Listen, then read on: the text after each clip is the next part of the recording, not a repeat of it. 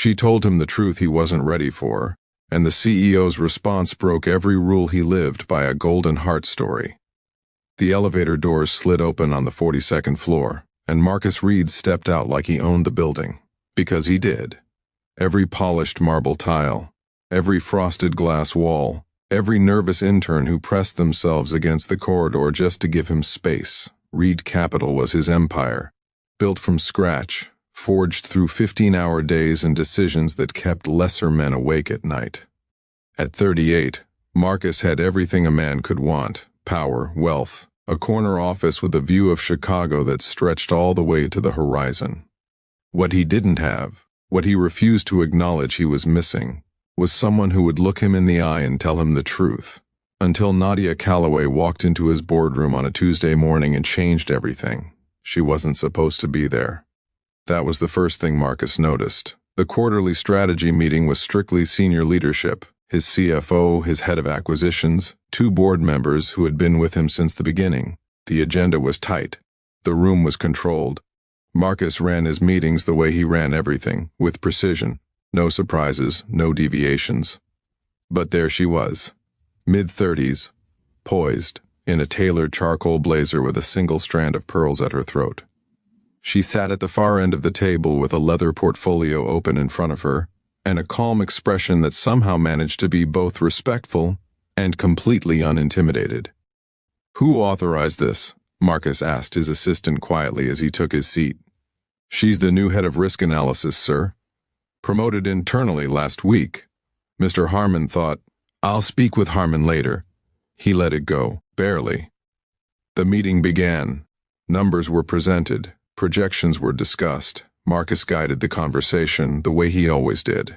Decisive, efficient, already 3 steps ahead of everyone else in the room. The Dalton acquisition was the centerpiece. A $70 million deal that would absorb a struggling tech startup and add 3 new revenue streams to Reid Capital's portfolio. Marcus had been working on it for 8 months. The contracts were practically already written. He was mid-sentence when the woman at the end of the table quietly raised her hand. Marcus stopped. Nobody interrupted him in meetings. "Ms." He glanced at the nameplate in front of her. "Calloway. I'm sorry to interrupt, Mr. Reid." Her voice was even, measured. No apology in her eyes, though her words offered one. "But I've completed the risk assessment on the Dalton deal, and I think you need to hear what I found before this goes any further." The room went very still. His CFO, David Park, shifted uncomfortably in his seat. The board members exchanged a glance. Everyone in that room had been on the receiving end of Marcus's displeasure at least once. Nobody volunteered for it twice. But Nadia Calloway opened her portfolio and looked straight at him. "The Dalton acquisition is compromised," she said. "Their lead IP, the entire core of what makes them valuable, is currently the subject of a pending lawsuit filed 3 weeks ago in federal court. It hasn't gone public yet. Their legal team has been sitting on it.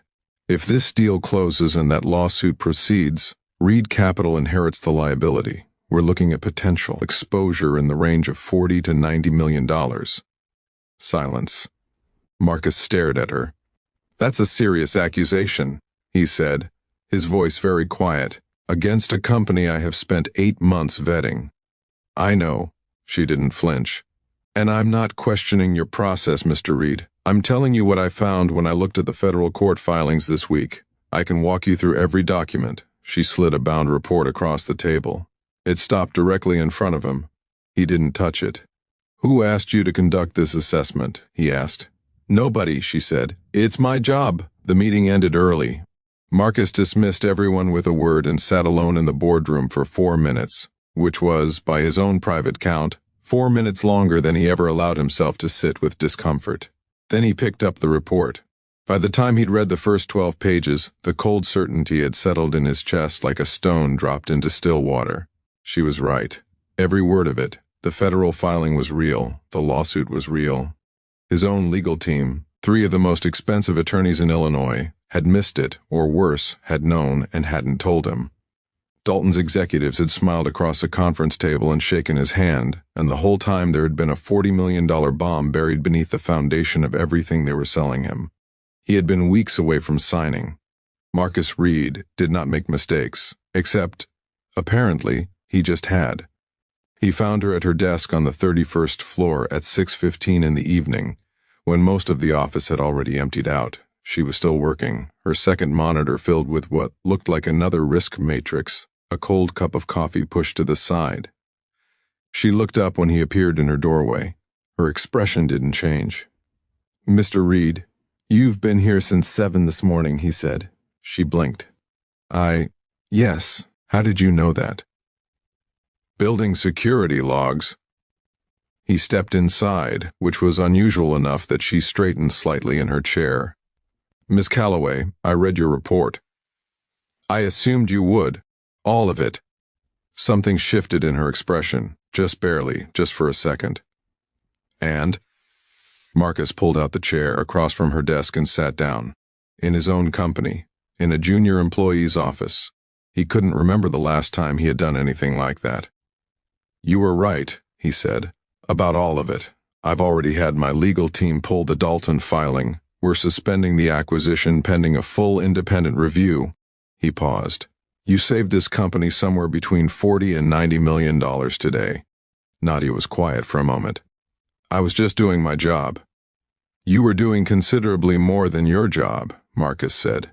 "You walked into a room full of people who outrank you by several levels, interrupted a meeting that nobody interrupts, and told me, in front of my board, that I was wrong." He studied her.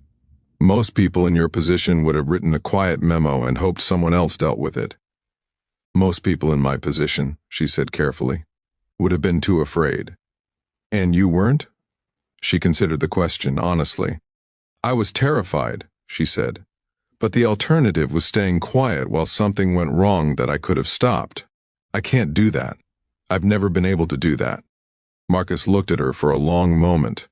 There was something in the way she said it, not with pride, not with performance, just with a quiet certainty that this was simply who she was, that landed somewhere unexpected inside his chest. He asked, and he meant it professionally, but the question somehow came out sounding like something else entirely. A faint color rose along her jaw. "Cincinnati originally." He almost smiled. Almost. Over the next 3 weeks, Marcus found reasons to stop by the 31st floor.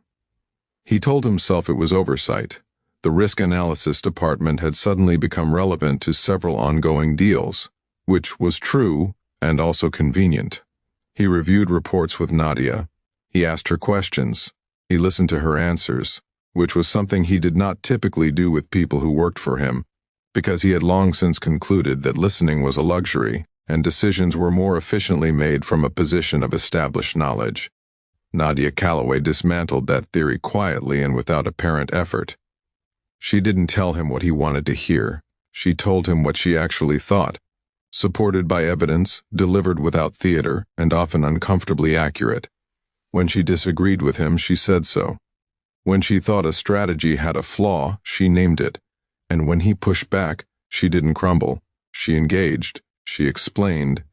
She made him work for his own position, and on 2 separate occasions, she changed his mind. Nobody changed Marcus Reid's mind. He started thinking about her at odd moments. In the car on the way to meetings. In the silence after a phone call ended. He'd find himself formulating an argument just to have a reason to present it to her and watch her take it apart. His assistant noticed. His CFO noticed. Marcus refused to acknowledge what he himself was noticing. It was a Thursday evening, late in October, when everything shifted. They had been working through a new acquisition file together. She'd flagged it as clean, which meant more to him now than any amount of legal assurance. And somewhere between the last page of the report and the moment they both looked up, the conversation had drifted. Away from numbers, away from strategy, into something quieter and more dangerous. She was talking about why she'd moved to Chicago, a life rebuilt after something she described only as a chapter she'd closed. He was talking, without entirely meaning to, about the year his father's company had collapsed, and he had watched the man he admired most sit in a darkened kitchen and say nothing. About how he had decided, at 22 years old, That silence was a kind of defeat he would never allow himself. "Is that why you don't let people in?" Nadia asked. Not unkindly, just directly. The way she did everything. Marcus went very still. "I let people in," he said. She tilted her head slightly. "You let people work for you, you let people admire you, you let people be useful to you." Said thing. He should have deflected.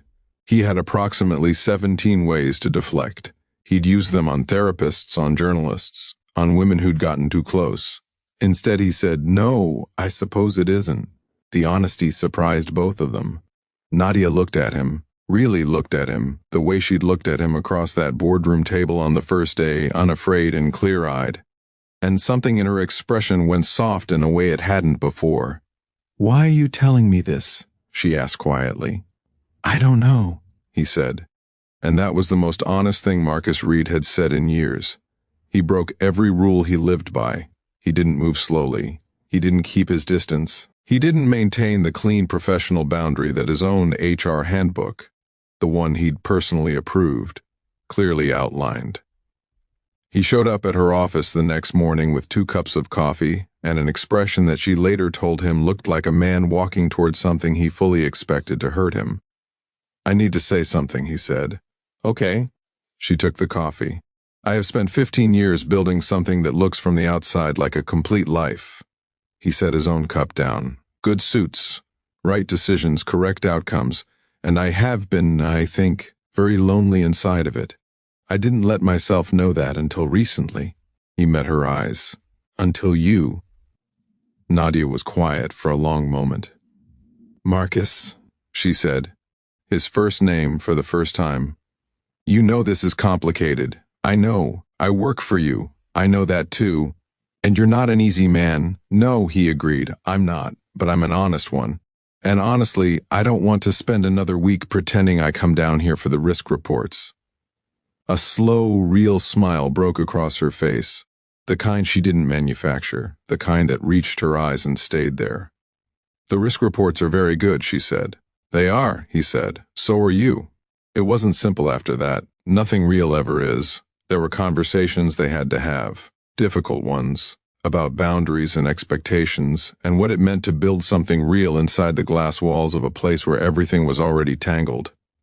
They navigated it carefully and imperfectly, the way people do when they're choosing honesty over comfort. But every time Marcus sat across from Nadia, in a meeting, at dinner, in the quiet of a Sunday morning when Chicago glittered beyond the window, he thought about a Tuesday boardroom and a woman who hadn't been afraid, who had looked the most powerful man in the building in the eye and told him the truth, and how that truth had been the beginning of something he hadn't known he needed.